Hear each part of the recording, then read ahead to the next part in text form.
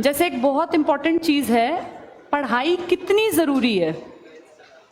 पढ़ाई बहुत ज़्यादा ज़रूरी है। इसको ना बेटा सिर्फ ये मत समझो कि भाई ये किताब में लिखा है इसलिए, इसको अपने जीवन से भी देखो। जो पढ़े लिखे लोग होते हैं, जो सच में पढ़े लिखे लोग होते हैं, ये कागजी पढ़े लिखे नहीं, ये BA MA की डिग्री तो दुनिया लिए बैठी है, लेकिन बौद्धिक विकास उनका जीरो है। पढ़ाई का मतलब होता है इंसान के व्यवहार में परिवर्तन आना। जब आप लोग कोई टीचिंग के होंगे, व्हाट इज लर्निंग में सिखाया जाता है change in behaviour. Change in behaviour is known as learning, यानी सीखने का मतलब है व्यवहार बदला, किसी चीज के प्रति हमारा रवैया बदला। अब आपने कुछ भी चीज सीखी, उस चीज को हमने बचपन से पेरेंट्स से सीखा, और पेरेंट्स से सीखने को ही संस्कार कहते हैं। लेकिन जब हम बाहर जाते हैं, वर्ल्ड में हम नई नई चीजें देखते हैं, जानते हैं, समझते हैं, तो देखा बच्चे का अपना भी एक तर्क शक्ति डेवलप होती है। वो घर आके, तुम लोगों ने भी किया होगा, बहुत सारी चीजों पे क्वेश्चन मार्क कर देते हैं हम। क्वेश्चन मार्क वो जात पात पे हो सकता है। जैसे मुझे ध्यान है, जब मैं जॉब में आई, मेरी एज 20 के अराउंड थी, तो हमारे टीचर्स का ग्रुप था, सभी लोग यंग थे। तो उसमें एक दो लड़कियां जो थी वो शेड्यूल कास्ट थी, कोई पंजाबी थी, कोई इस तरह से अलग अलग उसमें। तो हम एक ही टिफिन में, तब बिल्कुल यंग एज होती है तो आप लोगों को बहुत ज़्यादा सोचते भी नहीं है और दिमाग ऐसे चलता भी नहीं था। तो हम एक टिफिन में, उस जमाने में ना मिड डे मील नया नया स्टार्ट हुआ था, मतलब कुछ ही साल हुए थे। 1995 में आपके देश में मिड डे मील आया था। मिड डे मील पता है? हाँ, ये कई बार पेपर में आ जाता है। मिड डे मील कब लॉन्च हुआ था? 1995 में, 95 में। और उस टाइम में आपके PM हुआ करते थे PV नरसिम्हा राव। उस टाइम में मिड डे मील जो स्टार्टिंग में ना पैक्ड फूड आता था, बिस्किट का पैकेट आ गया, ये पॉपकॉर्न के पैकेट्स आ गए, ऐसे नहीं ब्रांड वाले नहीं, पॉलिथीन में पैक टाइप के। फिर धीरे धीरे कहा गया भाई नहीं, खाना जो है ना स्कूल के आसपास ही कोई NGO बनाए या स्कूल में ही बनाया जाए। फिर ये कॉन्सेप्ट और बढ़ा। तो जब मुझे जॉब मिली 2003 में, जब हम लोग थे, तो हमारे टाइम में ना बना हुआ खाना आता था, पर उसके लिए कंपलसरी एक वो बनाया कि भाई हर क्लास टीचर को पहले वो खाना खाना है। भाई कुछ गड़बड़ हो तो टीचर को ही हो ले, बच्चों को बाद में मिलेगा। टीचर्स को रिस्क भाई, क्योंकि ये जरूरी है ना, आपकी जिम्मेदारी। उसमें मान लो किसी ने छिपकली उबाल दी तो सारे बच्चे चक्कर खाएं, उससे पहले टीचर ही खा ले चक्कर।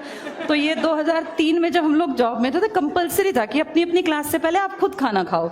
तो ऐसा तो नहीं होगा कि एक एक टीचर आएगा, सारे टीचर्स पहले इकट्ठे होकर वो सारे इकट्ठे ही खा लेते थे कि भाई हमने ये चख लिया एक उसमें से, और अब ये सेफ है, 5-10 मिनट बाद बंटवा दो। तो जब हम लोग खाना खाते थे तो उसमें हम सभी एक ही टिफिन में खा लेते थे। तो जैसे मेरी मदर को मैंने ये बात बताई, तो अब मेरी मदर सोचो पुराने ज़माने की, भाई 65 प्लस उनकी एज, तो कहती थी कैसे कैसे के साथ खाना खाती है, ये है वो। तो मैंने कहा क्या फ़र्क पड़ता है, उनके भी 2 हाथ हैं, हमारे भी 2 हाथ हैं। ये लॉजिक समझ में नहीं आता था, लेकिन अपनी तर्क शक्ति से हम ऐसी बातें उनके दिमाग में नहीं घुसा पाए। यानी हर बच्चे का एक उम्र में जाके अपनी एक आइडेंटिटी बनती है और वो उसके अकॉर्डिंग जीवन जीता है। लेकिन इन सब में कहीं ना कहीं हमारे संस्कार काम जरूर करते हैं बेटा। जो हमने घर से सीखा ना, वो चीज़ें लंबे टाइम तक हमारी जिंदगी का पार्ट बनी रहती हैं। वो हाँ, गलत चीज़ को आप त्याग देते हैं पढ़ लिख कर। ये पढ़ाई लिखाई बहुत ज़रूरी है, और इसीलिए आप बार बार पढ़ रहे हो डिजिटल लाइब्रेरी, या लोगों को वैन घुमा घुमा के ज्ञान बढ़ा रहे हैं, दिमाग बढ़ा रहे हैं। एक्चुअल में दिमाग जो है जब तक नहीं बढ़ेगा, एक कहावत सुनी हो अगर तुमने, कि मेंढक को सोने की ईंट पर भी बैठा दोगे तो क्या करेगा, वो कूद के जाएगा नाली में ही। ये लोगों पे भी है बेटा, ये कि आप किसी कम पढ़े लिखे या जिसका दिमाग विकसित नहीं है, पढ़ाई लिखाई, ऐसा नहीं मेरी मदर भी पढ़ी लिखी नहीं है, लेकिन एक चीज़ होती है सामाजिक बुद्धि, वो इंसान की अपने आप समाज में रह के डेवलप हो जाती है। अब क्या हो गया, अब हो गई एलिनेटेड फैमिलीज। अब हमारी फैमिलीज ऐसी नहीं है तुम में से किसी की कि तुम्हारे 20-20 लोगों का घर का परिवार हो। 3, 4, 5 लोग हद से हद फैमिली में रह गए। तुम्हारी पीढ़ी शायद लास्ट है जिनमें 3 या 4 भाई बहन होंगे। जो अब बच्चे जन्म ले रहे हैं ना, 99% वो सिंगल चाइल्ड, हद से हद 2 बच्चे। और 2 बच्चे देखना, पहली बेटी होगी तो ही दूसरा बेटा होगा, ऐसे बहुत कम। किसी किसी की 2 बेटियां भी है, नहीं मुझे पता है, किसी किसी का 1 बेटा भी है। लेकिन आज के दौर में आप किसी परिवार में इतने बच्चे, अगर वो पढ़ा लिखा ठीक ठाक है परिवार, 2 से ज्यादा बच्चे आपको नहीं मिलेंगे। ये जो चीजें थी ना पहले सामाजिक समझ वाली, वो समाज से सच में आती थी। एक बच्चा जो 10 साल का है, वो अपने ताऊ मामा चाचा बुआ के घरों में जाता, बहुत कुछ सीख के आता था। अब ये सब हो गया बंद। तो इसीलिए अब ना पढ़ाई की तरफ धकेलना जरूरी हो गया, क्योंकि पहले जो सामाजिक विकास गांव में रह के हो जाता था वो नहीं होता। अब सब गांव में भी देखो, कितने गांव तो खाली पड़े हैं।